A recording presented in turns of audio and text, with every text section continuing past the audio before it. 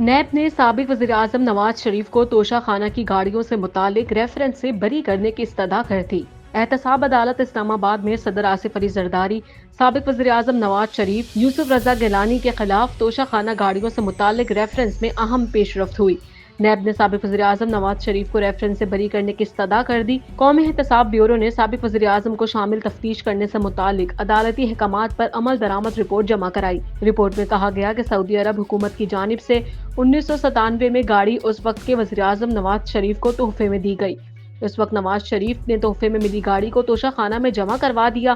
بعد ازاں تحفے میں ملی گاڑی کو وفاقی ٹرانسپورٹ پول میں شامل کر لیا گیا تھا۔ رپورٹ میں مزید بتایا گیا کہ 2008 میں اس وقت کے وزیراعظم یوسف رضا گیلانی نے نواز شریف کو گاڑی خریدنے کی آفر کی۔ نواز شریف نے گاڑی توشہ خانہ سے نہیں بلکہ وفاقی ٹرانسپورٹ پول سے خریدی۔ نواز شریف نے گاڑی کی قیمت ادائیگی جاری بینک اکاؤنٹ سے نہیں کی۔